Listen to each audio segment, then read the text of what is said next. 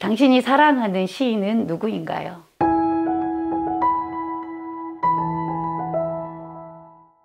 안녕하세요. 이번 책은 한국 현대시의 역사 100년쯤에서 시인들이 가장 좋아하는 국내 시집 3권 중 가장 최다 득표를 얻은 시집을 소개하고자 합니다. 바로 사슴입니다. 백석, 본명 백기행 시인의 1946년 시집인데요. 저는 2022년에 초간본 기념으로 열린 책들에서 나온 시집 세트를 구입했던 적이 있는데요. 효와 11년 1월에 발행했다는데 정가가 2원이라는 우리나라의 슬픈 역사가 책 정보에 고스란히 남아 있습니다. 윤동주 시인이 백석 시집을 못 구해 안타까워했다는 이야기도 전해지는데요.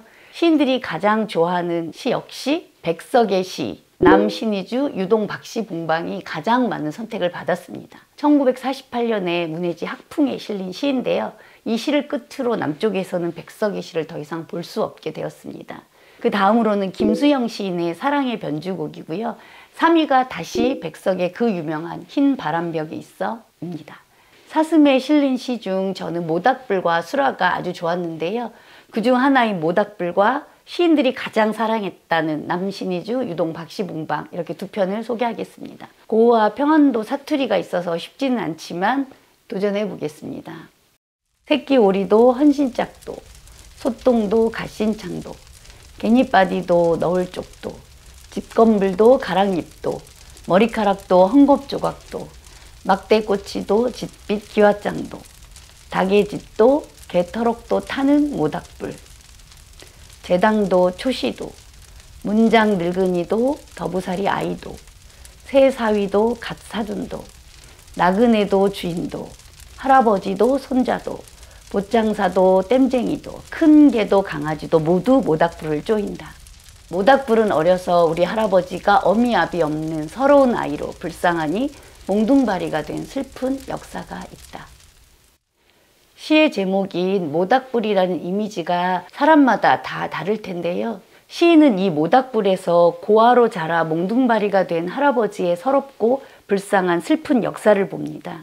1년에서는 쓸모없는 것들, 버려진 것들이 나열되는데요. 저는 상담의 장면에서 내담자들이 상황만 나열하는 이미지가 좀 떠올랐습니다. 상담자들은 그 내용 이면의 욕구나 기대를 탐색하죠.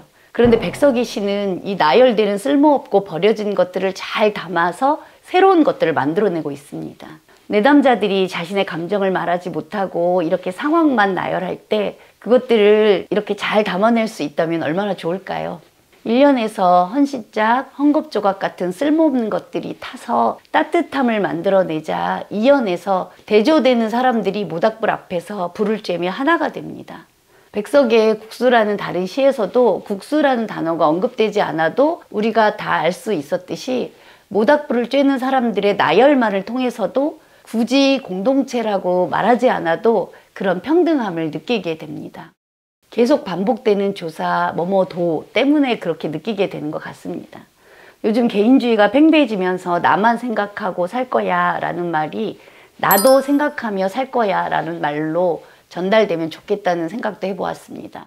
아무튼 이런 쓸모없는 것들의 나열이 이렇게 따뜻함으로 전해지는 시인의 위대함을 배우고 싶었습니다. 거미가족이 등장하는 수라시도 진짜 좋은데 직접 읽어보시기 바랍니다. 다음으로 많은 시인들이 사랑하는 백석의 남신이주, 유동, 박시봉방을 보겠습니다. 제목부터 좀 낯설죠. 그런데 알고 보면 쉬워요. 예를 들어 도봉구, 창동, 강해란 댁 이란 뜻으로 자기가 살고 있는 집으로 보낸 시입니다. 자기에게 쓰는 편지 뭐 그런 거죠. 보통 언제 쓰게 되나요? 기쁘고 즐거울 때보다는 힘들고 지칠 때 그런 편지를 쓰게 되는 경우가 많겠죠. 네, 시를 이해하기 위해서 시인이 놓여진 상황을 알고 좀 더 이해해 보기 위해 배경을 간단히 보겠습니다. 네, 지도를 보시면 백석은 평안북도 정주에서 태어나 1936년에 함경남도 함흥에서 영어교사로 재직을 하고 3년 뒤 경성으로 떠나 조선일보에 재입사했다가 다시 고향으로 돌아갑니다. 이후 1940년 조선을 떠나 만주국의 수도인 신경, 지금의 신징으로 돌아갑니다. 해방 후 고향으로 가는 길에 신의주 어딘가에서 6년간의 만주 생활을 짐작하게 하는 남신의주, 유동, 박시봉, 방을 쓴 것 같습니다. 헤매이던 시인이 자기 자신을 객관화해 보려고 새김질하고 느끼고 생각하는 것이었죠.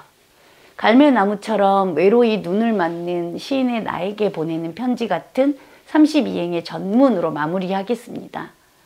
네, 북쪽의 백석을 보았으니 다음에는 남쪽의 김수영으로 돌아오겠습니다.